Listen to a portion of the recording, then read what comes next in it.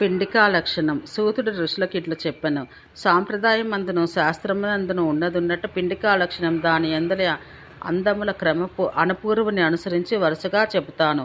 దేవాలయ ద్వారపు ఎత్తున దృష్టి ఉంచుకుని పీఠపు ఎత్తును నిర్ణయించుకొనవలనని లోగడ చెప్పబడింది కదా. దాన్ని అనుసరించి నిర్ణయించుకున్న పీఠం మొత్తం నిలువుటెత్తును 16 భాగాలుగా చేసి ఎంచుకోవాలి. 1/16 పరిమాణం గల 16 భాగములు. వీని అందలి ఒక్క భాగము 1/16 భూమి యందు ప్రవేశించును. భూమికి పైగా ఉండు జగతి అను భాగం 4 షోడశాంశములు. దానికి పైగా కంఠం అను భాగం 3 షోడశాంశములు. దానికి పైగా వృత్తపటలం అన్నది 1 షోడశాంశం.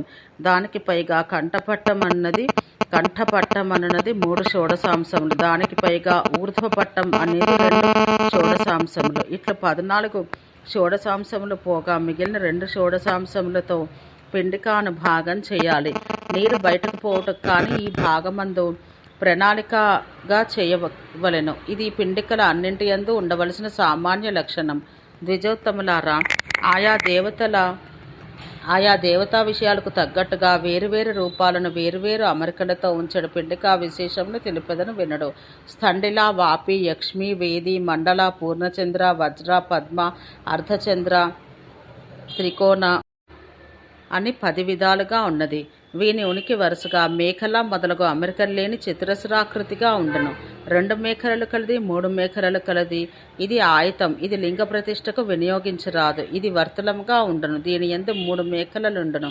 ఇది ప్రథమ గణములు మొదలగు వానికి ప్రియమైనది. దీని యందు క్రిందనొకటి పైనొకటి మేఖరలుండును. ఒక మేఖలా స్థానం కాదగిన నడుమ భాగమును శూన్యంగా వదిలివేయబడును.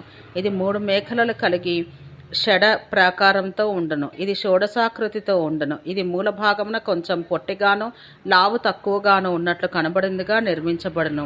ఇది ధనురాకారంలో ఉండును. ఇది త్రికోణాకృతితో ఉండును. లింగపు ఎత్తులో దాదాపు సగం ఎత్తు వరకు నిలువుగా తానును ఉండి త్రిశూలాకృతితో కనబడవలెను. ఈ పీఠిక యందు ఈశాన్యానికి కొంచెం వంపుగాను వాలుగాను ఉండినట్లు ప్రశస్తమును లక్షణాన్వితము అయి చూడముచ్చటగా ఉండు జల నిర్గమన మార్గమును ఏర్పరచాలి. ఇది లింగానికి చుట్టూ ఉండు పరివేష్టపు వ్యాసపు పరిమాణంలో 3వ వంతు వెడల్పుగా గల శిలాభాగమందు ఉండవలను. ఈ జల నిర్గమ మార్గపు కొలతలు మూలమందు కాని నడమంబ కాని పైభాగమందు కాని పరివేశపు కొలతలకు అనుగుణంగా అనులోమానుపాతంలో ఉండవలను. ఇది కాక లింగపు ఎత్తులో సగమెత్తు మందంగా మేకల ఉండాలి. ఈ మేకలకు గల మందంలో 3వ వంతు తక్కువగా ఈ జల నిర్గపు మార్గ కాలువ వెడల్పు ఉండాలి. లేదా ఈ మందంలో 1/4వ వంతు తగ్గించవచ్చు.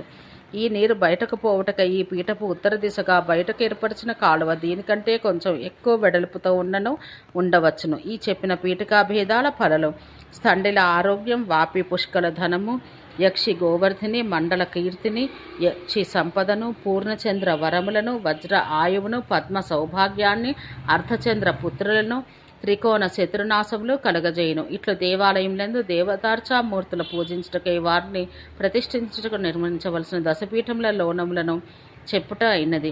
దేవతా ప్రతిమ కాని లింగం కాని శిలతోనో మృత్తికతోనో దారులతోనో మిశ్రలోహాలతోనో దేనితో చేయదమో పీఠం కూడా దానితోనే చేయాలి. ఆర్చామూర్తి పీఠములు 2 భిన్న పదార్థాలతో చేయరాదు.